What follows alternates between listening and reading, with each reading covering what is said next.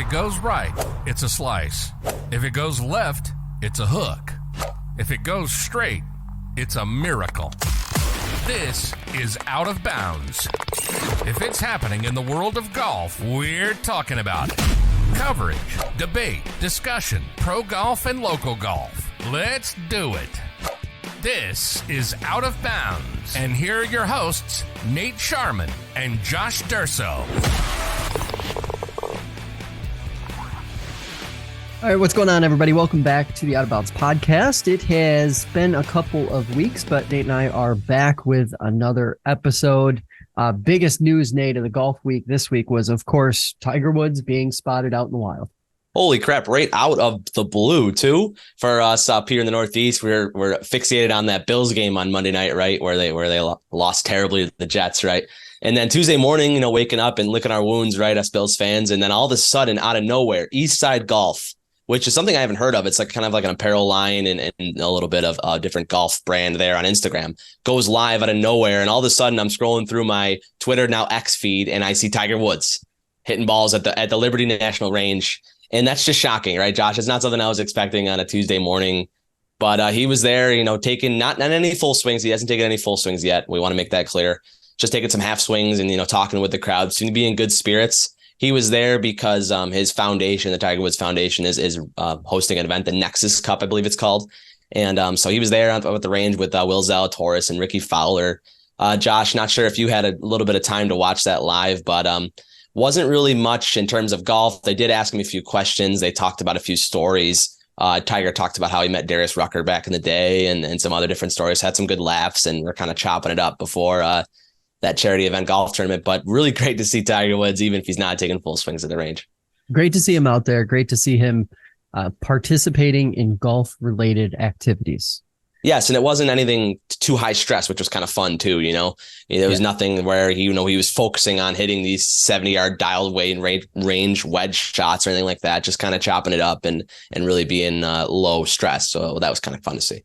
Yeah. And there were a couple of those stories, a couple questions that were thrown at him that got a lot of playtime. Obviously, I made a TikTok about one of them, the question about how amateur golfers can get better.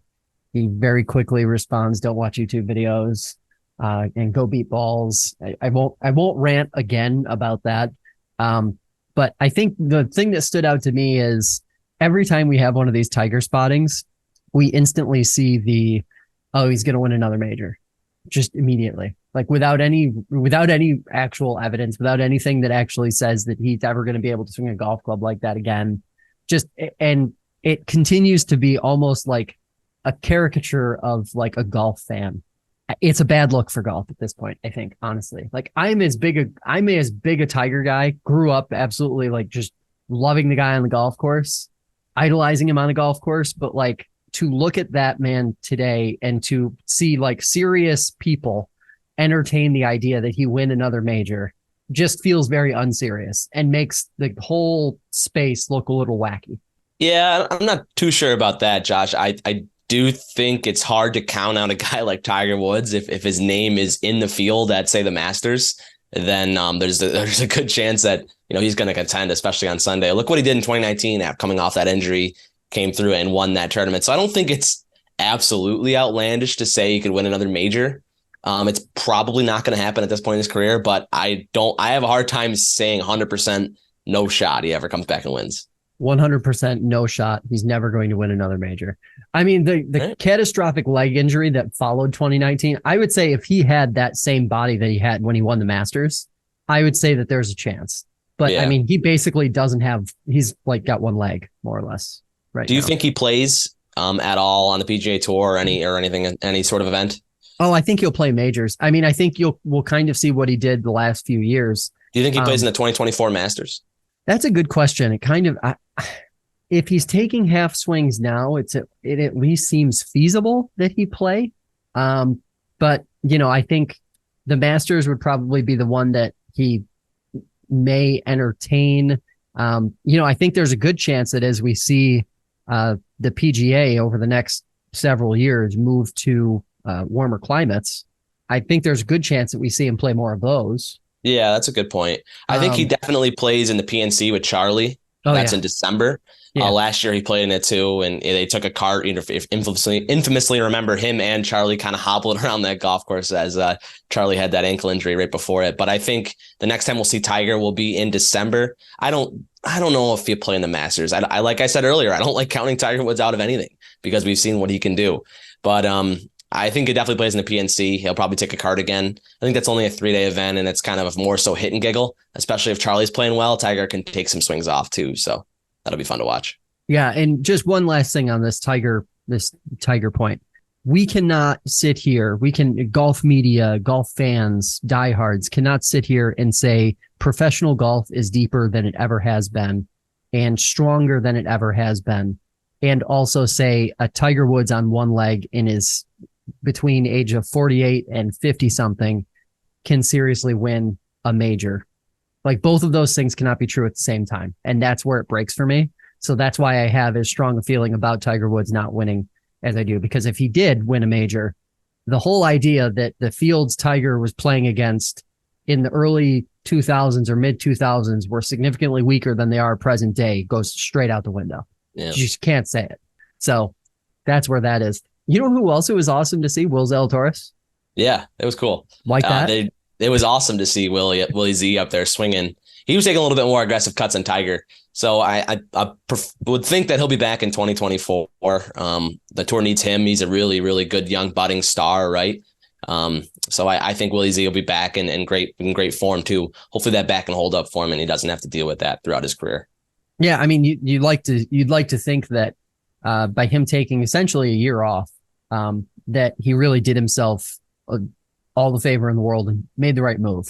So that he will be. Let's hope it doesn't just come back to him, because you look at a guy like Jason Day, where kind of injuries have plagued his career, right? Especially with that back too.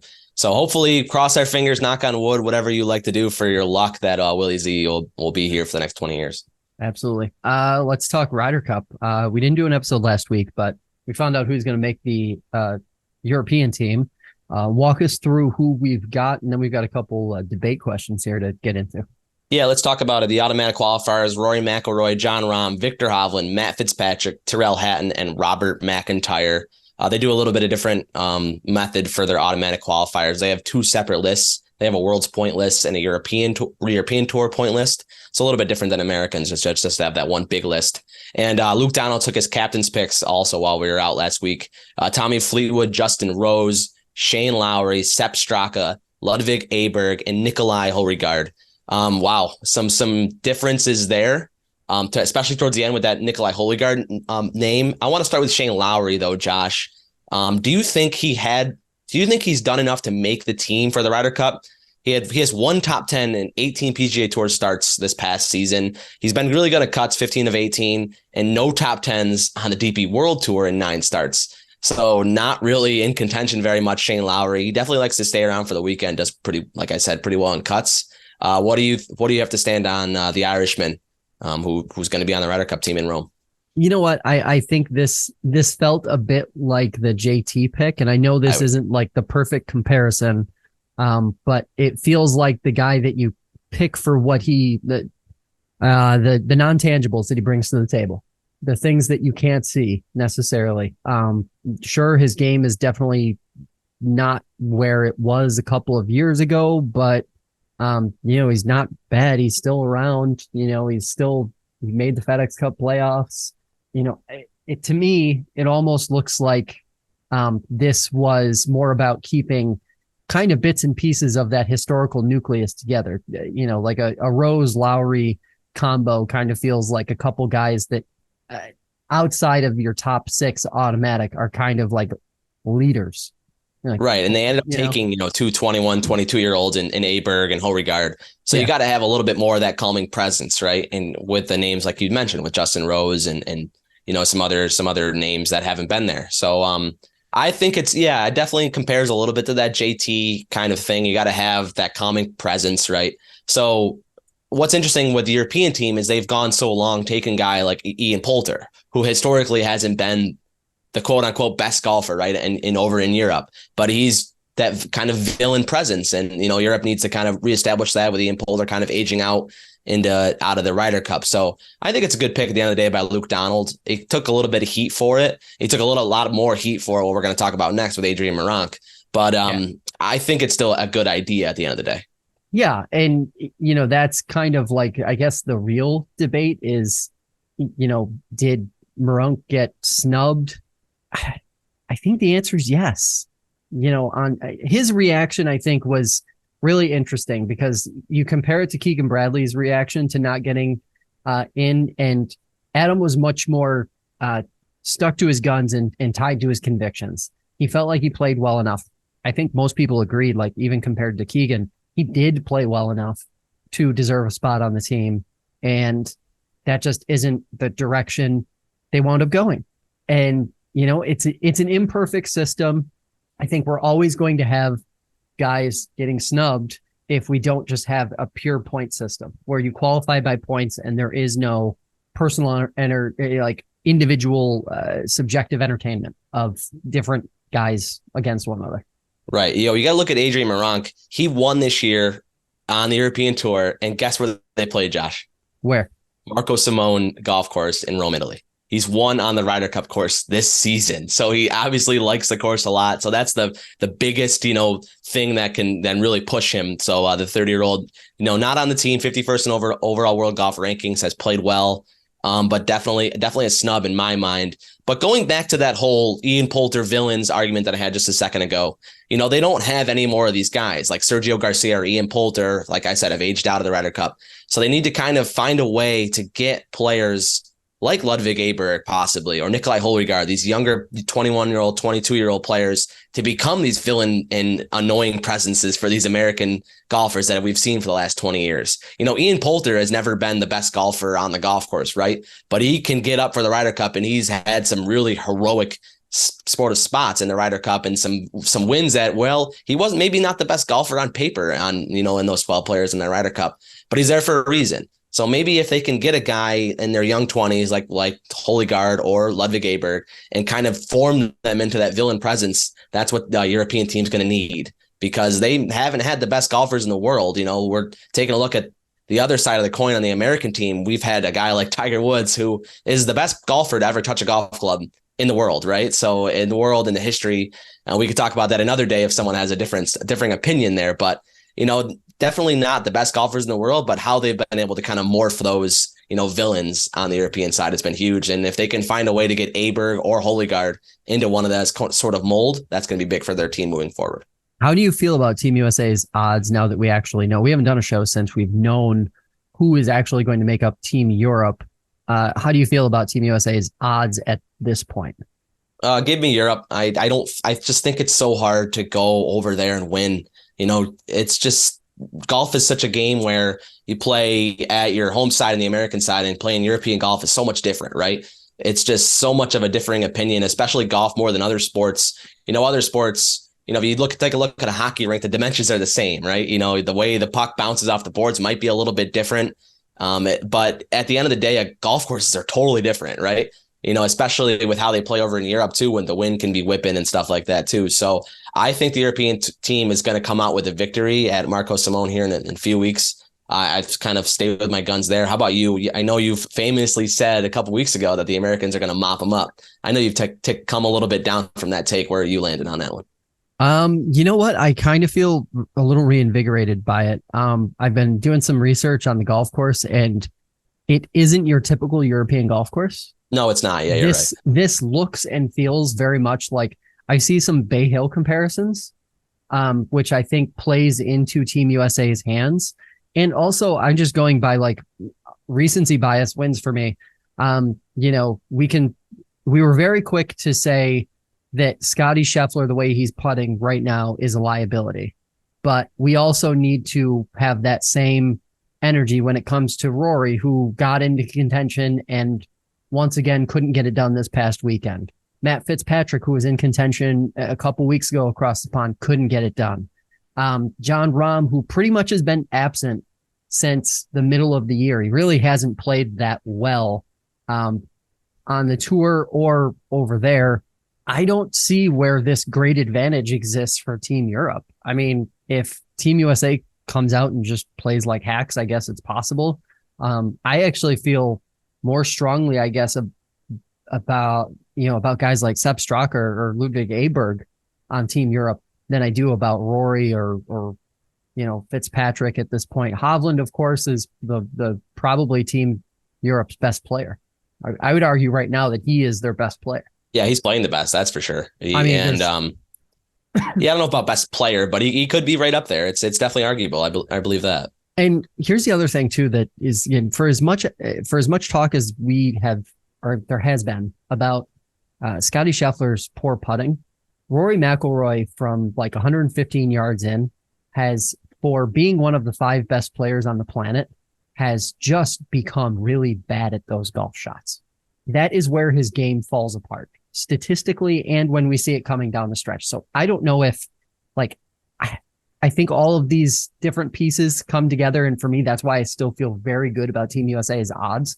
I think when push comes to shove, we're going to win. I don't think it's going to be as close as we thought it might be. I definitely don't think Team Europe has an advantage. Well, presumably Zach Johnson took Sam Burns on the team to putt for Scotty Scheffler. So let's see if Sam Burns can light the world on fire with a putter, because Scotty may need that. Yeah, there's no doubt about that. We've got some PGA Tour golf this weekend. What do we have coming up? Holy, it's back. I feel like we haven't had a PGA Tour event in a few months, huh, Josh? Yeah.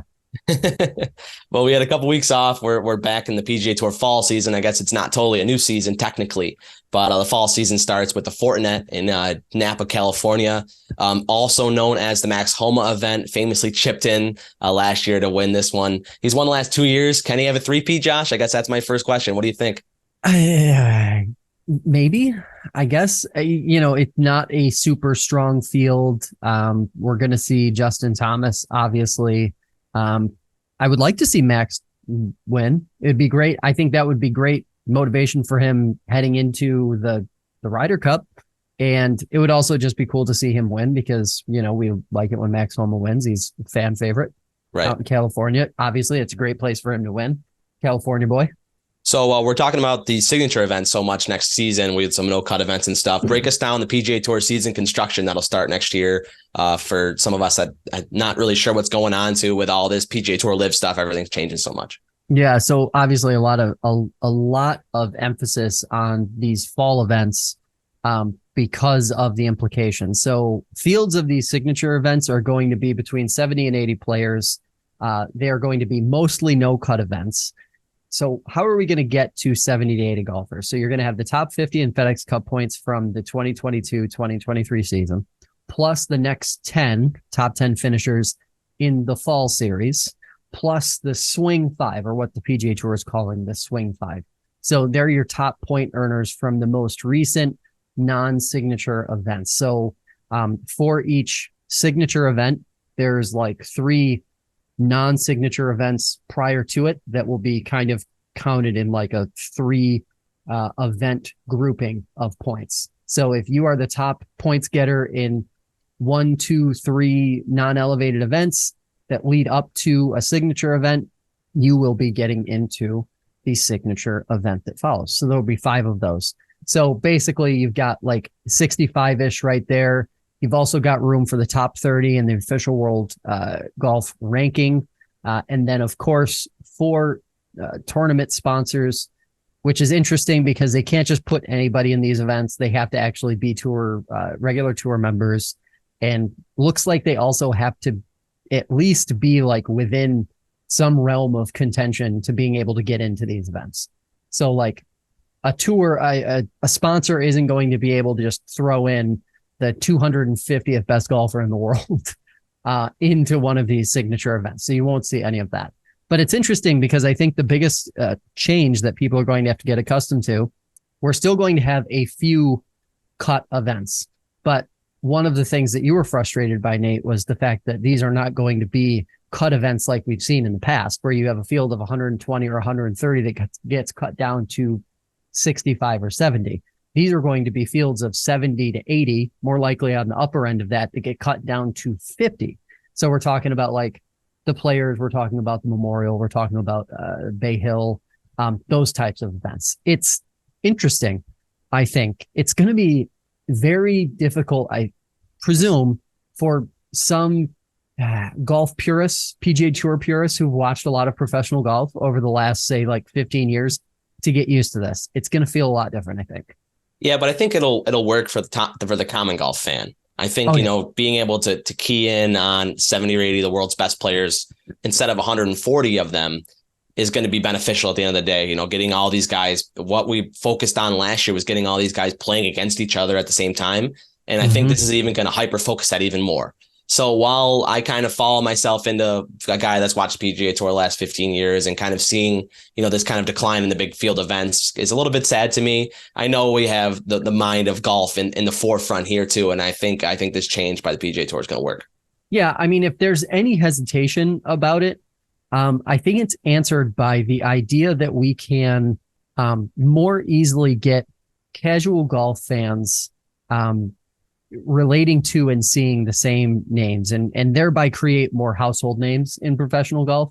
Yeah, because definitely. there's, you've got your fields of 120 or 130 or whatever the case may be, but the bottom 20 to 30 changes by the week. So you've got these random names basically that pop in and out. And I think there's a huge opportunity for non-elevated events now, non-signature events, normal events, to feature more of these guys, and for the guys that don't fall into the top, say 60 to 80, to really have a better opportunity to win and elevate their own brands. Yeah, definitely. I think it'll work, and I think for all the reasons you just listed. And so it's gonna be really fun to see when this starts in 2024. I will be a little sad to see the big field events though, but I know it's for the right reason. Yeah, and I think that the real trouble spot for me is, when we look at an event like the WM Open, not being an elevated event, even though it's an absolutely colossal event for the tour. We talked about it a few weeks ago on the podcast. Like, those are bigger issues moving forward for the tour than how these events will be constructed with their field, I think. Right. Yeah. Justin Thomas. We have some Justin Thomas news, or was that a big nothing burger? Yeah, a little bit of a nothing burger. He parted way with his putting coach, John Graham. He also putting his swing coach, which is actually his father, Mike Thomas, in the quote unquote background.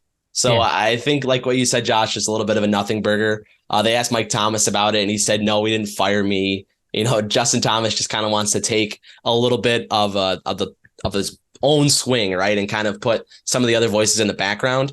A little bit overplayed, right? We kind of thought Justin Thomas was going scorched earth when this first came out. It then came out a little bit later that he's just, like I said, going into the background with some of the other voices. Josh, what's your take on this? I know we kind of saw it, evolve through X when this came out last week. Yeah, at first I thought to myself, whoa, is this some big PR cleanup energy after the news got out that, it really wasn't. It wasn't a positive response when people started to see that maybe Justin Thomas fired his father. But now that, days passed, I think at the end of it, it really comes down to just resetting. I think this is a reset for him. And, moving forward, heading into the Ryder Cup, I think the timing's right. Fall series, very important for him. Yes, he's inside the top 30 right now, but there's no guarantee that he stays there. Do you think he plays well this week in Napa? I think this is a big week for him, because I feel like there's two roads that this can go, or three roads this can go down. One, he plays out of his mind, finishes top 5, or maybe even contends to win. He finishes middle of the pack, option number 2. And then option number 3 would be he plays so horribly, like we had seen him playing coming down the stretch before that very last regular season event, that he's just out of it. And we're asking ourselves the same thing we were asking ourselves in August, where can he, where's his game? Oh man, golf Twitter's gonna be on fire if he misses the cut.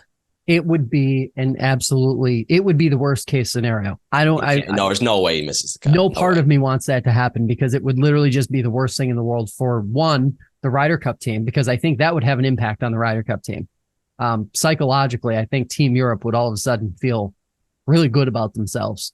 And then also, it's just bad for golf if he plays that poorly, because it'll bring in a lot of questions. It's going to create a lot of chatter, in the wrong kind of chatter. I'm just not a huge fan. I hope he at least plays well enough, just finish in the top 20. Yeah, I don't think he contends in the event, but like you said on the final day on Sunday, but I think he finds his way, in those late teens and early 20s, somewhere in that top 25 range. I think that's where he lands himself. Yeah, just a middle of the road finish that isn't a complete disaster, and no 80s. We can't have any 80s. No rounds. There's no shot he fires. No rounds in the 80s. All right. Hey, that's going to do it for this edition of Out of Bounds. Subscribe to the show on Spotify or Apple Podcasts. You can follow us on TikTok, YouTube, and Instagram as well. And of course, if you're out there playing, you know the drill. Whether it's down the middle or out of bounds, keep on swinging. You've been listening to Out of Bounds. If it's coverage, debate, or discussion of pro and local golf, we'll be talking about it. Be sure to visit the website at fingerlakes1.com. Find us on TikTok, Instagram, and Twitter at OutOfBoundsFL1. See you next time on Out of Bounds.